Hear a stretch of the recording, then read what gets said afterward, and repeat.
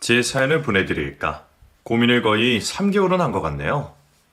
믿을 수 없고 경악스러운 큰 사건이고 저 말고도 다른 피해자가 있어서 글을 적어두고 한참을 망설였는데 익명이 보장된다는 말에 묵혀두었던 글을 보내드립니다.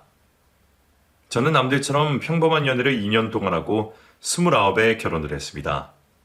남편의 집안이 꽤 잘 살아서 서울 강남에 신혼집을 얻어서 살 수 있었어요.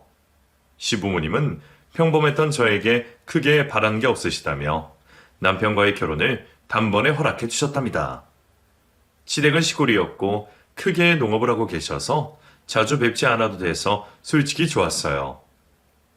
남편에게는 결혼한 지 5년이 넘은 형이 있었는데 형제가 우애가 좋아서 자주 만남을 가졌답니다. 덩달아 저까지 따라 나가서 아주머님과 손윗동서를 자주 보게 되어서 급속도로 친해졌어요. 두 분 다 성격도 좋고 대화도 잘 통해서 연락이 오면 꺼려지지 않고 반갑더라고요. 그래서 동서와 저는 둘이서만 만나 쇼핑도 하고 밥도 같이 먹으면서 친구처럼 자매처럼 친하게 지냈습니다. 동서, 내가 결혼 선물로 뭐 하나 해줄까? 아니에요, 형님. 결혼한 지 한 달이나 지났는데 무슨 선물이에요. 동서가 꼭 내 동생 같아서 그래. 너무 예쁘고 착해서 가전제품이라도 하나 해주고 싶어. 필요한 거 있으면 말해봐. 정말 괜찮은데? 그럼 염치불구하고 필요한 거 말씀드릴게요. 저 식기세척기를 갖고 싶어요. 결혼 전에는 몰랐는데 설거지할 일이 왜 이렇게 많은지 모르겠어요. 서방님이 안 도와줘? 하긴 사업하기 바쁜 사람이 집에서 설거지할 시간이 있겠어? 그럼 내가 식기세척기 제일 최신 거를 하나 사줄게. 감사해요, 형님. 저처럼 손윗동서한테 결혼 선물 받는 사람은 없을 거예요. 자꾸 손윗사람이라고 말하는데 편하게 언니라고 생각해줬으면 좋겠어. 난 동서가 진짜 동서처럼 느껴져서 좋다고. 저도 형님이 언니 같아요. 어쨌든 선물 진심으로 감사드려요. 그렇게 동서와 더 친해지게 되어 거의 매주 만나서 수다도 떨고 남편 흉도 보면서 소울메이트가 되었답니다. 그리고 얼마 지나지 않아 동서가 기쁜 소식이 있다며 저에게 제일 먼저 알려주었습니다. 동서, 나 임신이래. 벌써 4주나 됐다더라. 정말요?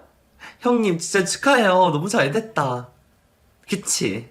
결혼한 지 5년 만에 임신을 했으니 진짜 기쁘다. 이제 시부모님 잔소리를 안 들어도 되겠어. 시부모님이 잔소리를 하셨어요? 제가 보기엔 그러실 분들이 아닌 것 같던데. 동서는 아직 신혼이라서 잘 모르잖아. 조금 지나면 동서한테도 애가지란 소리를 시작할 거야. 그리고 나는 맏며느리라서 장소를 엄청 기다리고 계시다고. 아, 그렇구나. 어쨌든 임신 축하드려요. 아직 성별은 모르는 거죠? 다다음 주 정도에 초음파 검사라면 알 수 있을 거래. 그런데 내 느낌상 아들인 것 같아? 난 고기를 별로 좋아하지 않는데 요즘은 고기만 엄청 먹었잖아. 맞아요, 형님. 그러고 보니까 지난주에도 저랑 삼겹살을 7인분이나 드셨잖아요. 빨리 조카 보고 싶네요. 형님 얼굴에 닮았으면 엄청 잘생긴 아이가 태어나겠어요. 저희는 실컷 수다를 떨고 헤어지게 되었는데 며칠 뒤 동서의 예상대로 아들이 임신했다는 소식을 전해 들었습니다. 시부모님은 이 소식을 듣고 시골에서 불이 나게 달려와서 동서에게 축하 파티를 해주겠다며 호텔로 온 식구를 불렀답니다. 최고급 코스 요리를 먹고 케이크에 촉과시켜서 임신 파티를 아주 신나게 했네요. 시부모님은 드디어 장소를 보게 되었다며 매우 흡족하고 행복한 얼굴로 시골로 내려가셨습니다. 그리고 보름이 지난 어느 평일 저녁이었어요. 저는 회사 사람들과 회식을 하고 밤 11시가 되어 자리에서 일어나 택시를 타러 도로가 있는 방향으로 걸어가고 있었습니다. 그곳이 술집이 즐비한 골목이었는데 이리저리 시선을 돌리다가 투명한 유리 너머에 낯익은 얼굴을 보게 되었습니다. 호프집 안에서 맥주를 들이켜고 있는 동서를 보고 경악하고 말았죠. 임산부가 맥주를 마시고 있는 걸 보고 놀라지 않을 사람이 있을까요? 저는 그동안 좋아했던 동서에게 정이 뚝 떨어졌습니다. 이 일을 아무에게도 알리진 않긴 했지만 동서가 그런 사람이라는 걸 알게 되니 거리를 두고 싶더라고요. 동서가 매일같이 다정하고 살가운 문자를 보내며 자꾸 만나서 놀자는데 답장을 하지 않았죠. 그랬더니 주말에 저희 집에 연락도 없이 찾아왔답니다. 형님, 미리 연락을 주시지 그랬어요. 지금 집이 엉망이라 청소 중이었어요. 아, 그랬어? 그럼 내가 청소를 도와주면 되겠네. 됐어요. 제가 임산부한테 일을 시키면 뭐가 되겠어요? 집안에 먼지 많으니까 그만 돌아가세요. 동서, 나한테 화난 거 있어? 요즘 계속 연락해도 안 받더라. 문자도 다 씹던데? 그건 제가 좀 바빴어요. 그래? 알았어. 그럼 나 이대로 돌아가야 하는 거야? 동서 얼굴 보고 싶어서 달려왔는데 말이야. 저는 속으로 화가 나긴 했지만 일부러 온 사람을 문전박대하는 건 아닌 것 같아서 집 안으로 들였고 대충 집 청소를 마무리하고 대화를 나누었습니다. 동서, 왜 그러는 거야? 나한테 단단히 삐친 게 있는 것 같은데 뭔지 말을 해줘야 내가 사과를 하든지 하지. 얼른 말해봐. 형님이 저한테 잘못한 건 없어요. 뱃속의 아이한테 잘못을 했죠. 애기한테? 무슨 말인지 모르겠어. 알아듣게 좀 말해봐. 저 몇 주 전에 형님이 호프집에서 술 마시는 걸 우연히 봤어요. 임산부가 그러고 있는 걸 보니 좀 그렇다고요. 그래서 형님 연락을 피했어요. 내가 술을 마셨다고? 아, 그때 무알콜 맥주를 마신다는가 보네. 무알콜이요? 요즘 무알콜 맥주 많이들 마시잖아. 임산부가 마셔도 지장이 없다고 했어. 진짜 무알콜 맥주를 마신 거예요? 생맥주를 마신 게 아니라? 동서, 내가 미쳤다고 진짜 술을 마시겠어. 나 5년 만에 임신한 거야. 이렇게 귀한 자식을 잃을 행동은 절대 하지 않는다고. 그제야 저는 다행이라는 마음이 들면서 긴 한숨이 뿜어져 나왔습니다. 다행이네요. 제가 오해한 거였어요. 형님 죄송해요. 난 무알콜이랄 거라고는 상상도 못했어요. 호프집에서 술을 마시면 무조건 생맥주일 거라고 지레짐작을 했던 거예요. 사과드릴게요. 사과는 무슨. 우리 사이에 고작 이런 일로 사과를 해야 해? 한 가지 서운한 게 있으면 동서가 미리 말해주지 않고 혼자 꿍하고 있던 거야. 앞으로는 무슨 일이 있으면 바로바로 말해줘서 오해 풀도록 하자. 알겠지? 네, 형님. 알겠어요. 그렇게 동서와 오해를 풀고 기분 전환을 하러 아기용품점에 가서 아이 쇼핑을 했습니다. 제가 선물로 옷이랑 신발을 사드리려고 했는데 아직은 때가 아니라며 나중에 조카가 태어나면 그때 해달라고 말씀하셔서 지갑을 도로 넣고 그냥 나와버렸네요. 그리고 3개월 동안 회사 일이 바쁘고 주말에는 피곤해서 동서를 만나지 못했습니다. 그러다 공휴일에 시간과 체력이 남아서 동서를 만나러 나갔답니다. 저희는 조용한 카페에 가서 자리를 잡고 앉아 이야기를 나누기 시작했는데 동서의 배를 보고 이상하다는 생각이 들어 고개를 갸웃거리며 물었습니다. 형님, 임신한 지 4개월이 넘어가지 않나요? 그런데 배가 아직 홀쭉하네요. 임신한 티가 하나도 안 나고 꼭 처녀 같아요. 저는 별 생각 없이 말을 한 건데 동서는 기분 나쁘게 받아들였는지 처음으로 눈을 흘기며 저를 쏘아보더군요. 동서, 무슨 말이 그렇게 임신할 티가 안 나다니. 그럼 내가 임신했다고 거짓말을 한다는 거야? 형님, 제 말은 그게 아니라. 됐어. 생각해보니까 지난번에 호프집에서 내가 술 마셨다고 의심한 것도 불쾌했어. 동서는 날 어떤 사람으로 생각하는 거야? 나는 동서를 진짜 친동생이라고 여겼는데 이런 식으로 사람 불쾌하게 만드는 건 아니지 않아? 나 기분 상해서 더는 동서 앞에 앉아있지 못하겠다. 나 이만 갈게. 형님, 제가 잘못했어요. 제 입이 방정이었어요. 제발 화푸세요, 형님. 하지만 동서는 제 손을 뿌리치고 떠나갔습니다. 그날 이후 몇 달 동안 제 연락을 받지도 않고 만나러 가도 외면하더군요. 저는 이렇게 화를 낼 일인가 싶기도 하고 생각 없이 말했던 지난날에 반성하기도 하면서 동서와 다시 사이가 좋아지는 날을 기다렸습니다. 그렇게 시간이 더 흐르고 동서가 임신 9개월차가 되었을 때 연락이 왔어요. 동서는 자기가 임신 중이라 성격이 예민하게 변해버려서 사소한 일에도 크게 화를 내게 되었다며 저에게 사과를 해줬습니다. 이에 저는 괜찮으니 언제라도 만나서 화해하고 다시 잘 지내보자고 말을 전했네요. 전화로 오해를 풀고 며칠 뒤 아주버님이 지방 출장을 가게 되어 집이 빈다며 같이 놀자고 연락이 와서 혼자 동서 집으로 가게 되었습니다. 오랜만에 만난 동서의 배는 만삭이었고 몸을 가누기 힘들어 보였답니다. 형님, 벌써 출산일이 다가왔네요. 다음 달이면 아들이 출산하는 거죠? 정말 축하드려요. 고마워, 동서. 나도 이런 날이 올 줄은 몰랐네. 그리고 나한테 쌓였던 감정은 풀어주라. 내가 예민하게 굴어서 미안해. 아니에요. 제 입이 방정이어서 형님 기분 상하게 만든 거잖아요. 제가 어렸을 때부터 생각 없이 말하는 게 습관이었는데 이번 계기로 많이 고쳤어요. 어쨌든 이렇게 와줘서 고마워. 그 이유 없이 혼자 밤을 새우려니 조금 무섭더라고. 머릿속에 생각나는 사람이 동서밖에 없어서 연락한 거야. 이야, 다른 누구도 아닌 저를 먼저 찾아주시다니 너무 기쁜걸요? 그럼 우리 오늘 재밌게 놀아봐요. 그래서 저희는 맛있는 식사를 배달시켜 먹었고 화투도 치고 젠가도 하면서 재밌는 시간을 보냈습니다. 야식까지 시켜 먹고 배를 든든히 채웠더니 어느새 시간은 자정에 가까워졌어요. 형님, 안 피곤하세요? 이제 그만 쉬셔야죠. 졸리다.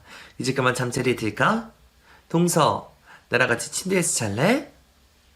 에이, 제가 자다가 형님 배를 발로 차기라도 하면 어쩌려고 그러세요. 저는 거실 바닥에서 자도 되니까 편하게 주무세요. 동서는 계속 같이 자도 괜찮다고 말했지만 저는 한사코 거절하고 이부자리를 거실에 깔고 누웠습니다. 동서, 맨바닥에서 자도 괜찮겠어? 그럼요. 제 걱정하지 마시고 발 뻗고 편하게 주무세요. 알겠어, 동서. 오늘 와줘서 너무 고마워. 그럼 아침에 보자. 잠시 후 집안의 불을 모두 끄고 저와 동서는 각자의 자리에서 잠이 들었습니다. 그런데 제 귓가에 모기 울음소리가 하도 많이 들려서 한번 잠이 깨고 나서는 잠이 오지 않더라고요. 주방에 물을 마시고 화장실을 들락거리고 있는데 동서가 자고 있는 안방에서 끙끙 앓고 있는 소리가 들려왔습니다. 저는 임산부가 그런 소리를 내서 큰일이라도 생겼을까봐 안방문을 노크도 하지 않고 들어갔답니다. 끙끙 앓는 소리가 계속 들려 안방에 전등을 켰고 동서를 봤더니 다행히도 잠꼬대를 하고 있더라고요. 안도의 숨을 쉬고 다시 불을 끄고 나가려고 했는데 뭔가 이상한 기분이 들어 돌아봤더니 동서의 만삭이었던 배가 홀쭉해 있는 겁니다. 잠을 제대로 못 잔 데다 너무 놀란 저는 그대로 바닥에 주저앉고 말았는데 이번에는 침대 밑에 시선이 갔습니다. 어떤 물체가 보였는데 너무 징그럽게 생겨서 입을 틀어막고 말았죠. 이윽고 침대 밑에 손을 뻗어 물체를 꺼내봤더니 경악하지 않을 수가 없었습니다. 그때 잠에서 깬 동서가 저를 보며 화들짝 놀랐어요. 동서, 지금 뭐 하는 거야? 형님, 이게 뭐예요? 이 실리콘배가 뭐냐고요? 설마 가짜 배로 임신 사기를 친 거예요? 일이네. 형님, 솔직하게 말하세요. 이게 다 무슨 일인지 말씀해달라고요. 왜 임신했다는 거짓말을 하고 다닌 거예요? 시부모님도 이 사실 알고 계세요?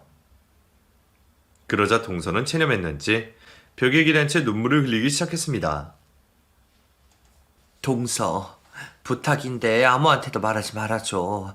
다 사정이 있어서 그런 거니까 눈 감아주고 넘어가주라. 형님, 이건 아니죠. 단순한 거짓말이 아니라 사기라고요. 도대체 임산부 행세를 왜 하신 거예요? 그리고 다음 달에 출산하면 어떤 아기를 데리고 올 생각이었어요? 그렇게 계속 입을 다물고 계시면 저는 남편과 아주버님께 이 사실을 알리겠습니다. 내 남편 알고 있어. 아주버님도 알고 있다고요? 그럼 부부가 같이 거짓말을 한 거예요? 도대체 왜요? 동서는 잠시 주춤거리더니 이내 사실을 털어놓기 시작했습니다. 어디서부터 말해야 할지 모르겠는데 나와 남편은 아이를 가질 수 있는 정상적인 몸을 가지고 있어. 그런데 마음처럼 임신이 되지 않았지. 결혼 생활 5년 동안 시부모님께 자식을 낳으려는 강요와 욕을 수도 없이 들어왔어. 결혼 2년 차까지는 아들을 꼭 낳아야 한다고 심하게 부담만 주셨는데 그 이후로는 욕설과 협박을 받아왔어. 아들을 낳지 못하면 당신의 아들과 이혼해야 한다고 말이야. 네? 시부모님이 그런 말씀을 하셨다고요? 제가 아는 시부모님은 절대 그런 분들이 아닌데요. 동서는 결혼한 지 얼마 안 돼서 모를 거야. 그리고 나는 맏며느리니까 꼭 장손을 낳아야 해서 심한 핍박을 받아왔어. 매일 수시로 전화해서 욕을 하시고 나를 만나는 날이면 임신 못하는 불량품이라고 굴욕을 주셨지. 이게 다 무슨 소리인지 모르겠네요. 그래서 시부모님한테 욕을 먹기 싫어서 임신 사기를 치셨다는 거예요? 저 납득이 안 돼요. 그렇게 괴로우면 이혼을 하시면 되잖아요. 나도 처음엔 동서랑 생각이 같았어. 그런데 나랑 그이는 오랜 시간 사랑을 하고 서로가 없으면 못 살 만큼 애절해. 내 인생에 남편 없는 삶은 상상도 하기 싫다고. 작년부터 시부모님은 남편에게 이혼을 강요하셨어. 임신 못하는 마누라를 빨리 갈아치우라고 말이야. 그이는 나한테 시부모님과 인연을 끊고 그동안 지원받았던 돈을 모두 돌려드리고 둘이서 살자고 제안했어. 하지만 남편이 나 때문에 천리는 끊는 걸 원치 않아서 다른 방법을 생각해보기로 했어. 인공수정과 시험과 아이를 수도 없이 시도했지만 계속해서 실패를 했고 결국 임신한 척 연기를 하다가 갓난애를 입양하기로 말을 맞춘 거야. 동서의 고백에 큰 충격을 받은 저는 너무 무서워서 밖으로 나가려고 했습니다. 그래도 전 이해가 되지 않아요. 어떻게 이런 무서운 짓을... 형님, 전 일단 집으로 돌아가서 남편과 얘기해봐야겠어요. 그러자 동서는 거실로 뛰쳐나와 무릎을 꿇고 제 다리를 꽉 잡았습니다. 동서, 제발 부탁이야. 날 이해하라고 말하지 않을 테니까 비밀을 지켜줘. 나랑 그이가 이혼하지 않고 살려면 이 방법밖에 없어. 우리가 얼마나 사랑한 사이인지 동서도 잘 알잖아. 급기야 동서는 큰 소리로 오열하며 자신을 살려달라고 애원했습니다. 저는 자리에 주저앉아 버렸고 동서의 한탄을 계속 들어주었답니다. 그렇게 이야기를 듣다 보니 어느새 동서와 아주버님이 임신 사기를 친 게 납득이 되더라고요. 그래서 저는 입을 다물고 비밀을 지켜주기로 결론을 내렸습니다. 알겠어요, 형님. 이 모든 걸 비밀로 하겠습니다. 정말이야? 고마워, 동서. 이 은혜 평생 잊지 않을게. 동서가 날 살려준 거야. 나와 남편이 무사하게 살 수 있도록 해준 은인이라고. 형님 이야기를 들어보니 이럴 수도 있겠다 싶은 생각이 들었어요. 같은 여자로서 임신을 하지 못하고 버림받을 생각을 하니 이해가 되었다고요. 그러니까 아무 걱정 마세요. 아무에게도 이 사실을 알리지 않겠습니다. 제 결심에 동서는 통곡을 하며 저를 끌어안았습니다. 그래서 그날은 저희 두 사람 모두 뜬 눈으로 밤을 지새웠고 아침이 되었을 때 따뜻한 밥을 먹고 정신을 차렸답니다. 형님, 이제 저 만날 때는 실리콘 가짜배를 착용하지 마세요. 비록 한 달만 버티면 되긴 하지만 편하게 있으세요. 그럴게. 동서가 날 이해해줘서 얼마나 고마운지 몰라. 처음엔 머릿속이 굉장히 복잡했는데 이젠 어느 정도 이해가 돼요. 그나저나 내년이면 저도 시부모님한테 임신 협박을 당하는 건가요? 생각만 해도 치가 떨리네요. 내가 장소를 나오면 동서한테는 심하게 하지 않을 거야. 그럼 더더욱 이 비밀을 지켜야겠네요. 여러 사람이 평화로울 수 있잖아요. 그렇게 실컷 많은 말을 쏟아낸 저희는 비밀을 지켜 가정의 평화를 지키기로 했답니다. 그날 이후 동서의 집에 이틀에 한 번은 꼭 들렀어요.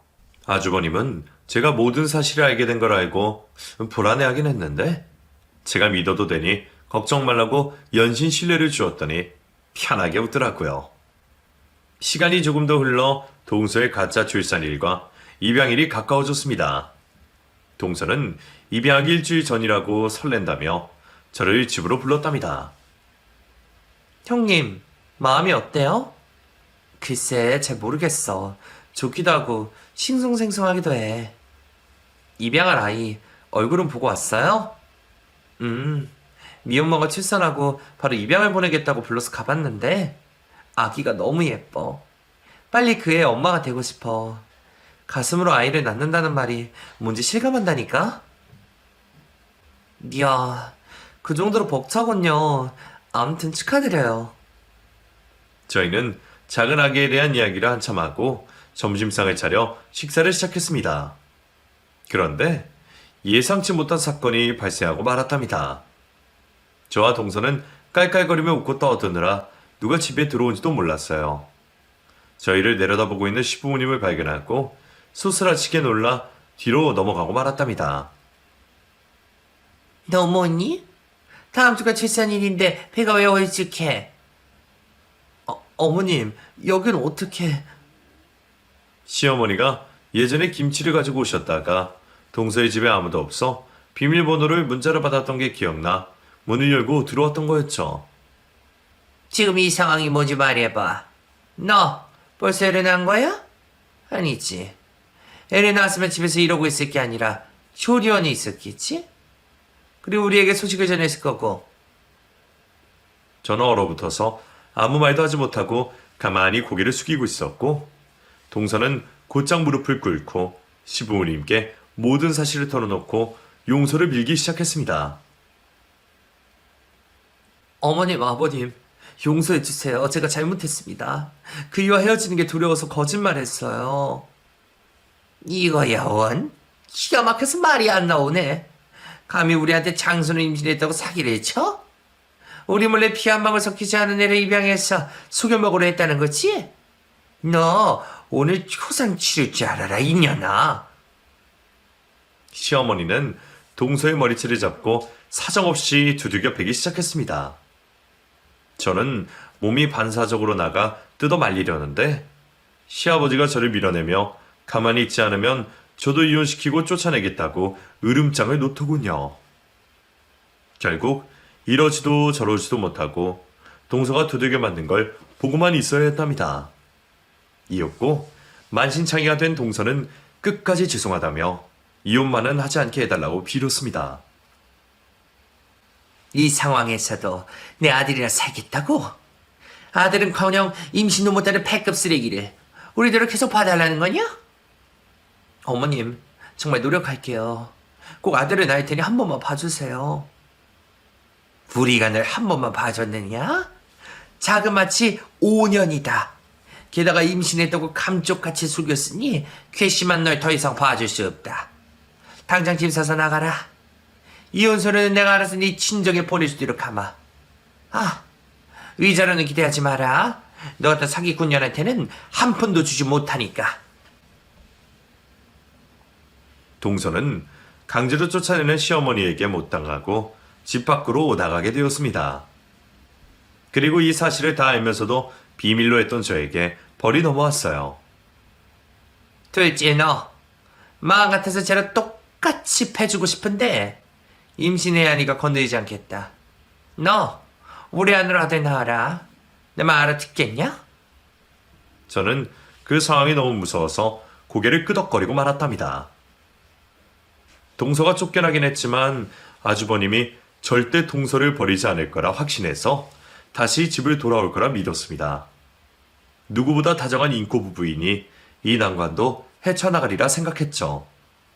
하지만 제 예상은 완전히 비껴나가 버렸어요. 시부모님이 동서가 계속 살려면 모든 재산을 포기하고 몸만 나가라고 일렀더니 이혼 서류에 바로 도장을 찍더라고요. 너무 어이가 없어서 아주버님께 따졌더니 기막힌 대답을 하더군요. 재수씨, 이래야 모두가 편해져요. 제 아내가 힘들지 않으면 다 줘야 한다고요. 형님 걱정하는 척 하지 말아요. 아주버님은 시댁 재산 때문에 형님을 버리는 거잖아요. 정말 실망입니다. 아주버님은 아버님 어머님보다 더 나쁜 사람이에요. 위선자라고요. 마음대로 생각하세요.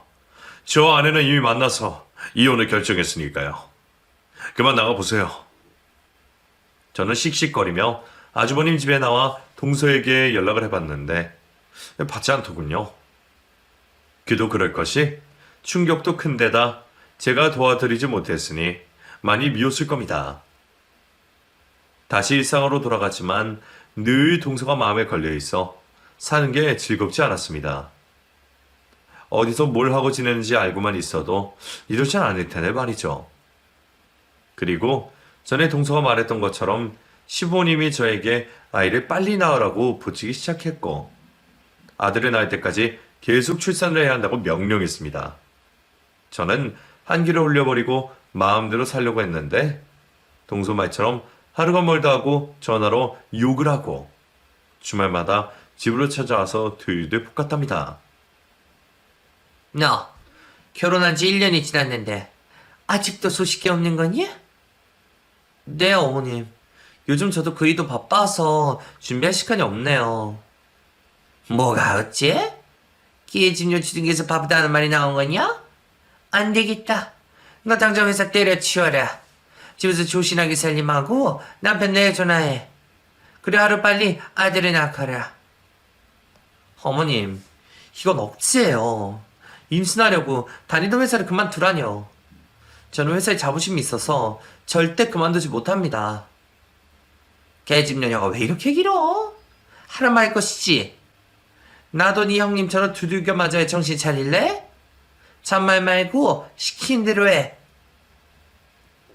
저는 시부모님이 너무 자기 멋대로라 남편에게 상의를 했습니다. 제발 임신하라고 닥달을 좀 그만하게 해달라고 말을 꺼냈죠. 여보, 나 어머님 때문에 힘들어. 그만 좀 괴롭히면 좋겠다고. 엄마가 당신을 괴롭힌 게 뭐가 있어? 집에서 편하게 살림하고 아들 하나 낳으라는 게 괴롭힌 거야? 당신 편하게 먹고 살라고 조언해주면 고맙게 받아들이지. 나한테 와서 이러는 거냐? 뭐야? 그럼 당신도 시부모니가 똑같이 생각하는 거야? 당신도 내가 아들을 꼭 낳아야 된다고 생각해? 당연하지. 지금 형 상황이 저렇게 되어버렸으니 우리라도 빨리 손재를 안겨드리는 게 인지상정 아니야? 그제야 남편의 진짜 속내를 알게 되었습니다. 당신 꼰대야? 요즘 세상에 아들, 딸 구분하는 사람이 어딨어? 왜 구분을 안 해? 아들이 집안에 대려 있는 건데 당연히 아들이 우선이지. 그리고 남자가 여자보다 훨씬 우월하기 때문에 집안에 아들은 꼭 있어야 한다고. 진짜 기막혀서 말이 안 나오네. 언제나 아들, 딸 구분 없이 하나만 낳고 잘 살자며. 그리고 애 없어도 상관없다고 했었잖아. 결혼 안 하면 무슨 말을 못해? 물고기를 잡으려면 미끼를 이것저것 던져야 하는 거잖아. 이제 당신은 내가 잡은 물고기니까 하란 대로 하면 돼. 남편이 하는 말은 저에게 오만정을 떨어지게 하더군요. 그래서 곧바로 제 손이 남편 뺨으로 날아갔습니다. 야! 지금 뭐 하는 거야? 감히 하늘 같은 남편한테 손찌검을 한 거냐? 한낱 계집 주제에 어디 남자 얼굴에 손을 올려? 남편은 소리를 지르며 제 뺨을 똑같이 날렸습니다. 그의 밑바닥을 확인한 저는 더 이상 부부로 사는 건 불가능하다는 판단을 하고 짐을 싸서 나가려고 했답니다. 우리 이혼해.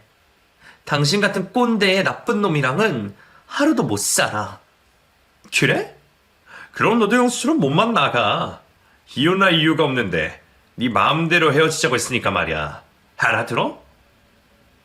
웃기는 소리 하네. 내가 미쳤다고 못만 나가냐? 이 집의 피해자는 나야.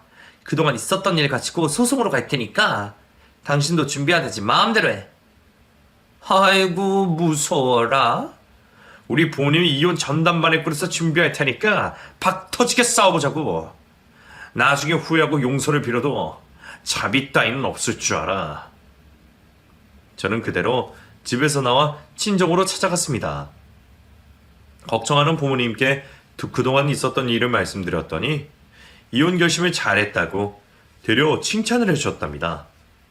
그래서 변호사 사무실로 찾아가 상담을 받게 되었는데 아들 출산 강요가 충분히 이혼 사유가 된다고 하셨고 증거가 될 만한 게 있느냐고 물었습니다. 그래서 전 그동안 시부모에게 받아왔던 임신 강요 문자와 녹음한 통화 파일을 건네주었어요. 4주 뒤 남편과 법정에서 다시 만나게 되었고 변호사들의 변론으로 피 튀기는 싸움이 진행되었는데 남편 측은 제가 아무런 이유 없이 마음대로 이혼하겠다고 하니 외도가 의심된다며 유책 사유를 저에게 넘겼는데 증거가 없었으니 받아들여지지 않았습니다.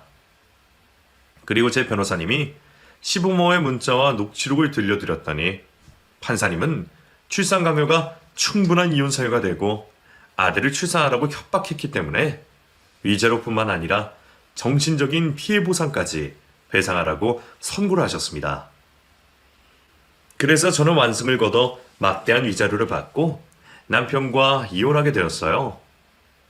만약 계속 참고 살았더라면 동서가 걸었던 길을 똑같이 걷고 힘든 삶을 살았을 겁니다. 저는 이혼을 하고 나서 가장 먼저 동서를 찾아가기로 했어요. 어디 사는지 동서의 친구에게 전해 들어서 연락하지 않고 갔답니다.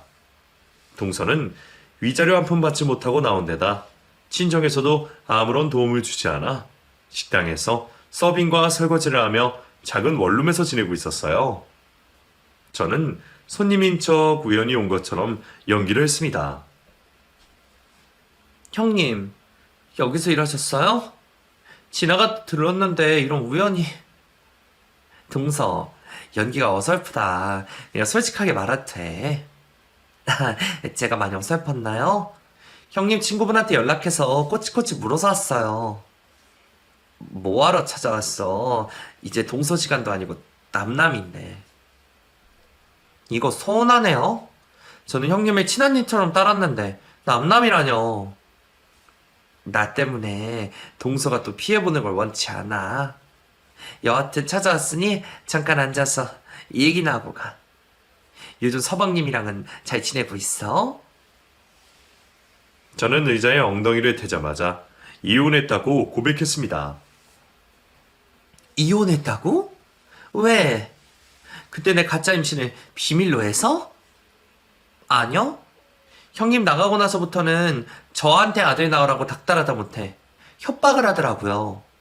그래서 남편한테 말했더니 그 인간도 시부모님하고 똑같은 거 있죠. 남아선호 세상에 뿌리가 박힌 꼰대더라고요. 그런 인간하고 더 살아봤자 좋을 거 없을 것 같아서 소송으로 이혼했어요. 그랬구나. 동서도 마음고생이 심했겠어. 저야 잠깐 그랬는걸요. 형님이 진짜 힘든 결혼 생활 하셨죠. 또 위자료 한 푼 받지 못하고 나가셨으니 얼마나 고생이 많으세요. 저 형님 찾아온 게 안부가 궁금해서 온 것도 있는데 제안을 하나 하고 싶어서 왔습니다. 제안? 무슨 제안? 저 그 인간한테 위자료 왕창 뜯어냈거든요. 이 돈으로 카페를 차려볼까 하는데 혼자 하려니 용기가 나지 않아요. 정신적 지주가 함께 해줬으면 좋을 것 같아서 형님을 찾아왔어요. 정신적 지주? 내가 동서한테 그 정도로 대단한 사람이었어? 당연하죠. 제가 결혼해서 모든 게 후회되는데 딱 하나. 형님을 만난 건 진짜 잘했더라고요. 사실 형님이 시어머니한테 매질을 당할 때 아무것도 못했던 것도 가슴에 한으로 남아있어요. 에이, 나였어도 아무런 저항하지 못했을 거야. 동서는 나한테 잘못한 게 하나도 없다고. 그래요? 그럼 자책하지 않아도 되는 거죠. 그렇다면 형님, 저랑 동업해요. 카페 차려서 시댁 인간들 보란 듯이 잘 살아보자고요. 동서, 나 돈 없어. 동업회 파트너를 구하러 온 거라면 잘못 온 거야. 아니요? 아주 잘 찾아왔어요. 누구도 형님을 대신할 수 없다고요. 사업 자금은 저한테 충분히 있으니까 돈 걱정 마시고 무조건 저랑 함께 해주세요. 그러자 형님은 잠시 고민을 하시다가 희미한 미소를 보여주셨답니다. 그래, 하자. 동서가 날 구제해주겠다는데 거절할 이유가 있겠어? 그리고 우린 잘 통하니까 분명 성공할 수 있을 거야. 역시 형님은 기대를 저버리지 않는군요. 좋아요, 그럼. 시장일부터 그만두시고 바로 가게 알아보고 시작하도록 해요. 그래서 동서는 바로 식당 일을 그만두고 저와 상가 여러 군데를 돌아다니다 좋은 자리에 가게를 얻게 되었고 인테리어 공사와 장비를 들이고 장사를 시작하게 되었습니다. 대형 프랜차이즈점들이 많아서 걱정을 했는데 저렴해 가격의 커피와 음료를 판매하니 손님들이 아주 많았답니다. 그렇게 6개월의 시간이 지나고 자리를 제대로 잡은 저희는 배달까지 영역을 넓혀 장사를 이어갔습니다. 그러던 어느 날 헬멧을 쓴 배달기사가 저와 동서를 보고 뒷걸음질을 치더군요. 기사님, 왜 그러세요? 얼른 배달의 커피 받으세요. 그러자 배달기사가 헬멧을 벗고 얼굴을 보였습니다. 바로 제 전남편이었어요. 여보, 잘 지냈어? 형수랑 여기서 카페를 하고 있었구나. 뭐야, 당신? 사업은 어떻게 하고 배달을 하는 거야? 망하기라도 한 거니? 그게 사실은 당신하고 이혼한 뒤에 우리 집 난리가 있었어. 아버지가 사업은 작은아버지 보증을 서줬는데 완전히 망해서 도망가셨거든. 그래서 아버지가 모든 빚을 다 갚아야 했지. 그런데 작은아버지가 빌린 돈이 수십억이라 아버지 재산이 다 넘겨줘도 모자라. 형이랑 내 사업을 접고 겨우 갚아드렸어. 둘째 형과 나는 빈털터리가 되었고 먹고 살려고 여기저기 이력서를 넣어봤는데 한 군데에서도 연락이 없더라. 그래서 배달 일을 하고 있는 거야? 참 착하다. 여보, 나 그동안 당신 생각 많이 했어. 언젠가 만나면 꼭 말하고 싶은 것도 있었고. 할 말이 뭐가 남았는데? 해봐. 여보, 우리 다시 합치면 안 될까? 우리 부모님도 나도 지금은 아들 같은 거 바라지도 않아. 그냥 남들처럼 평범하게 살면 그만이라고. 당신한테 아들 낳으라는 소리 절대 하지 않을 테니까 다시 합치는 게 어떨까? 전 남편의 애절한 눈빛을 보니 복수에 성공했다는 생각이 들더군요. 하늘이 알아서 시댁 식구들에게 벌을 줬으니 매우 만족했답니다. 내가 미쳤다고. 나랑 네 집 식구들이랑 토역기겠니? 당신은 내가 이혼하자고 했을 때 눈 하나 깜짝하지 않았어. 그리고 남편은 하늘이라고 했지? 참, 꼰대 자식이 거짓골이 되니까 아쉬워서 전 마누라한테 얹혀 살고 싶은가 보지? 난 죽었다가 깨어나도 당신 같은 위선자랑은 절대 만나지 않을 거야. 그러니까 조용히 배달이나 하셔. 여보, 그러지 말고 내 말 좀 더 들어봐봐. 나 이제 진짜 정신 차렸어. 당신이 없으니까 진짜 많이 그리웠다고. 아직도 사랑한다는 말이야.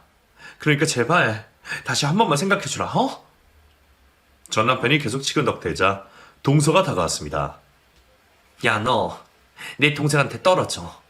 내가 두 눈 뜨고 살아있는 동안은 너 같은 놈이 내 동생한테 집적되는 꼴은 절대 못 보니까 앞으로 나타나지도 마. 형수님, 그러지 말고 예정을 생각해 저희 좀 밀어주세요. 저 이 사람 없이 사는 거 너무 괴로워요. 그러자 동서가 아니, 저희 언니가 전 남편 따귀를 세게 올려쳤습니다. 어찌나 셌던지 짝소리가 카페에서 메아리가 쳤답니다. 이 자식이 왜 이렇게 혀가 길어? 경찰에 신고해 줄까? 형수님, 안 본 사이에 많이 변하셨네요. 당연하지. 너희 집구석에 하도 시달리면서 살았더니 강심장이 됐다고. 또 처맞기 싫으면 당장 꺼져. 우리 카페에서 나가란 말이야. 알겠어요. 나가면 되잖아요. 하지만 저 이렇게 포기하지 않을 겁니다. 제 아내를 다시 만나고 말 거라고요. 그러기만 해봐. 경찰에 스토커로 신고하는 건 물론이고 배달 기사님들한테 네 사진을 뿌리고 일하지 못하게 만들어줄 거야. 지금 입에 풀칠하면서 사는 것도 못하게 해줄 거라고. 그러자 전 남편은 꼬리를 내리고 수긍했습니다. 다시는 찾아오지 않겠다는 약속을 하고 카페에서 나갔네요. 언니, 진짜 멋있다. 카리스마 장난 아니던데? 이게 다 내공이라는 거야. 저 인간 집구석에서 하도 많이 당했더니 겁이라는 게 없다고. 저 자식이 또 찾아오면 진짜 끝장을 내줄 거야. 그런데 언니, 형부 아니, 저 인간 형 소식은 들었어? 왜 물어보지 않은 거야? 그게 사실은 네가 쉬는 날 가게에 왔었어. 길거리에서 노점상을 하고 있다더라. 그리고 조금 전 저놈이랑 똑같은 소리 하더라. 그런데 미쳤냐? 시부모랑 똑같이 나를 가차없이 버린 놈이랑 다시 시작하게. 따귀를 10대나 갈기고는 내쫓아버렸지. 우와, 그런 일이 있었어? 그럼 말 좀 해주지 그랬어. 무슨 좋은 일이라고.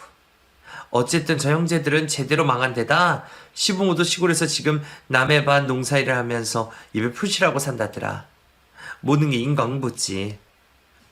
그렇게 시댁 식구들의 추락을 모두 들었더니 막혀 있던 속이 뚫려서 엄청 시원했답니다. 그리고 지금 저 언니는 계속 카페를 운영하고 있고 각자 연애를 하고 있어요. 그런데 저희 두 사람 다 재혼 생각은 하나도 없습니다. 한번 더러운 꼴을 봐서 그런지 결혼이라면 학을 떼고 있거든요. 이렇게 제 사연의 글은 마쳐야겠네요. 혹시 아직도 아들 출산 강요를 받으시는 분들이 계신다면 그 결혼 생활을 다시 한번 생각해 보셨으면 좋겠습니다. 또 제 이야기로 위로와 용기를 얻으셨으면 감사하겠네요. 그럼 진짜 물러가겠습니다. 모두 안녕히 계시고 건강한 하루 보내세요.